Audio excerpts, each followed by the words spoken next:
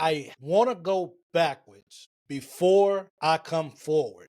So stay with me and let's see where this roller coaster goes. Do you remember a time in college sports where a Rick Pitino, a big time coaches out there all over college, football and basketball, Bobby Knight, all these guys would come into your living room and tell you, young lady, young man, we love what you got to offer. We think that you are a superb athlete. We want to offer you a scholarship to come to our university to play ball. My goodness, really? You want to give me a scholarship to come and play football? You want to give me a scholarship to come play baseball? You want to give me a scholarship to come play basketball at your university? Oh my goodness. Let me call my homeboys. Let me call my girl. Hey, did you guys know what just happened? Dude, guess who was at my house and offered me a scholarship today? My goodness. Man, dude, I cannot believe it. Here you are. You got 10, 15 coaches visiting your house, texting you all the time, talking to you online, coming to your ball games, watching you playing. Hey guys, look who's in the stands. Look who's up there. Oh my goodness. They're there to watch me play. Can you believe it? They're here to watch me play. And they want to give me a scholarship to come and play ball at their university. They're like, oh, your boys and your girls, oh my goodness, dude. Like, you the man. Like, you made it happen. You are really there. These big time coaches, Nick Saban, all these guys, they want you to play football at their school. And they're going to give you a scholarship, a free ride to play ball at their school. That was the time. That's what even a lot of us guys who never got those house visits dreamed of, to get a big time university coach in the house and offer you a scholarship. That means you made it. That means that you're one of the best out there. When you get a big time coach to all come to your house and give you a scholarship, that means I'm the man. I'm the girl. Yo, I get to go to UConn in women's basketball? Man, let's do it. Tennessee? What? Let's go. Louisville? Kentucky? Duke? North Carolina? All these big schools. Florida State in football, Alabama in football, Oregon, like all this stuff. Amazing. Sorry about the thumbs, guys. When I give the thumbs up, I guess it just gives the thing. Remember those times? Those times, man, we live for those moments. High schoolers, they live for that moment. That's over. That's nothing anymore. A scholarship? Let me give you a scholarship to come play at my school. Nope. That's all you got? You ain't got? Man, that's an insult. How you gonna come into my house? How you gonna text my phone? How you gonna talk to me at one of my ball games and want to offer me a scholarship? To do what? To go to school? No. The baseline has been changed. Giving somebody a scholarship now is the lowest of the lowest now. Everybody out there give you, if you are a top recruit, everybody wants to give you a scholarship. That's just the beginning. We are in the phase of NIL. What else you got? What else you gonna give me? Oh, that's it? Really? You gonna give me $100,000? Really? He gonna give me $50,000. So how bad do you want me? Well, I gotta try to fit it into my budget. Let me see. Let me call around, see if I can get the money. Now, I tell you what, don't even worry about it. You can't afford me anymore. That's where we at today. That's exactly where we at today. That's probably the best way to look at NIL right now is scholarships are nothing. I don't freaking care about a scholarship. Pay me enough money, I pay for my own education. I don't even care, but you're going to pay me. I went there in order to go here. These young men and women are semi-pro athletes now. They are semi-pro athletes. They are no longer just college kids anymore that's going somewhere to play a sport. No, they're getting paid. Sad to say, as much as I love Kentucky, a lot of kids ain't coming to Kentucky just to play for the name on the front of the jersey. It's only a small few. See, we live in a time now that unfortunately, everyone who used to root for Kentucky the last 40, 50 years, unfortunately, they're passing on. Now it's the younger generation that's coming up. Kentucky, yeah, okay, I know it's a great program, but it ain't that great because I still want money. Oh, you want me to go to Duke? No problem. How much you going to pay me? I understand how good Duke is in basketball, but how much you going to pay me? Oh, Alabama's good? Oh, Georgia's good in football? Pay me. How much you going to pay me?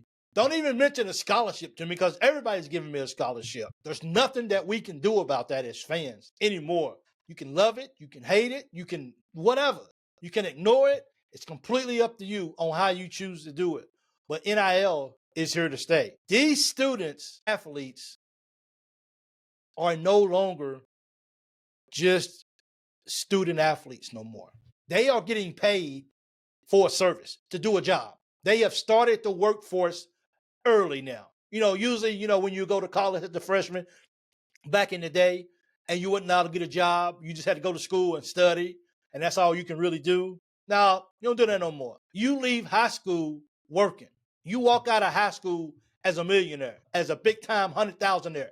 That's what you walking out of high school with. You signing your name to a money. You're going to work. Isn't that how we should treat these athletes now? I mean, isn't that how we should view them? Is another employer of the University of Kentucky, another employer of the University of Duke, another employer of the University of Alabama, another employer of the University of Georgia, from the University of Oregon, from the University of Florida State. That's what they are now. Nothing else, nothing more. Do you agree or do you disagree with that? Because that's exactly where we at. So the coaches, let's look at the coaches for a second. The coach's job is to go out there to find the money to get these players. Well, I'm going to get this player.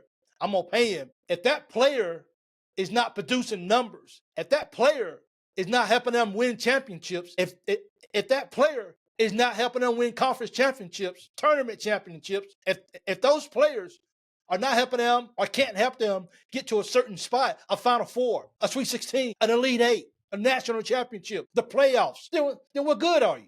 If we all as adults show up to work for the next month and do nothing, guess what's going to happen? We don't need your services anymore, young man, young lady. We don't need you anymore. We're going to bring somebody in here that's going to produce for us. We say you work on an assembly line. The assembly line says, I need 400 of these products every single day. Every day, you only doing 100. The math don't add up. We're not reaching our goal. Because while I'm on your head, somebody else is on my head, and then somebody else is over their head. This NIL thing is here. It ain't going nowhere. We have to embrace what it is. Now, I hope coming down the pipeline, I hope what's going to happen is things are going to level off so it gives everybody a somewhat of an even playing field. But let's be real. Life ain't easy. Life's not equal. Everything that happens to me ain't going to happen to somebody else. You might get something that's big in your life. It doesn't mean that I'm entitled to it. It's just not going to happen. So let's be real about the situation here. Coaches are brought in to win ball games. They are. They are saying, I have to bring the best talent possible into my program, no matter what sport it is. No matter what sport it is. I have to get the best possible athletes so I can keep my job. I got a wife.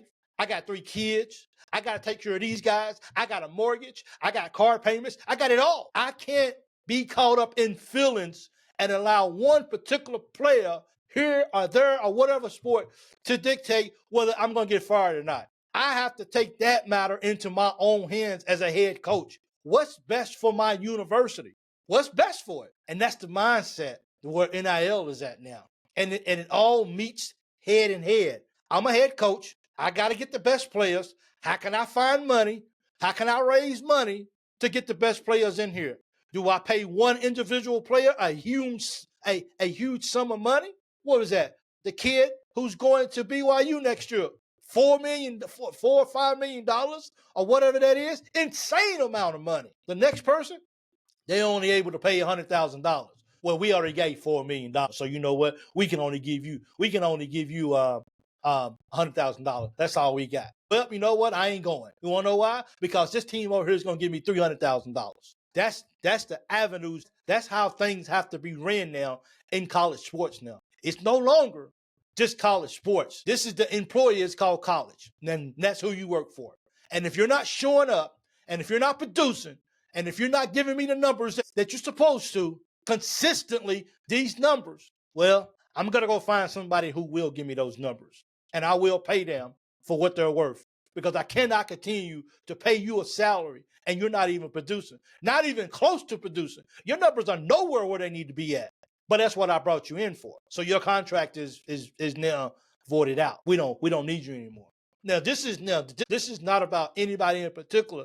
This is about just how NIL works. And coaches have to play the game that the kids out there are playing now. Pay me, I'm going somewhere else. So the coaches, they have to go pay the best players that they possibly can in order to be able to win some games. And us as fans, We demand that. We demand that you go get the best players. We demand that you win ball games. What can we say? What in the world can we say except what it is? Because we're just fans. We want to see the best players on our team. Every fan base does. I don't care what fan base it is. Even the team that wins the national championship this year, the Final Four, ever who wins that, their fan base still, for next year, still expects them to bring in top-tier talent at all costs. You don't think that's true?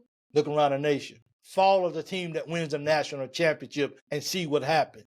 Because there's people that's going to leave. It's guys who's going pro, who run out of eligibility.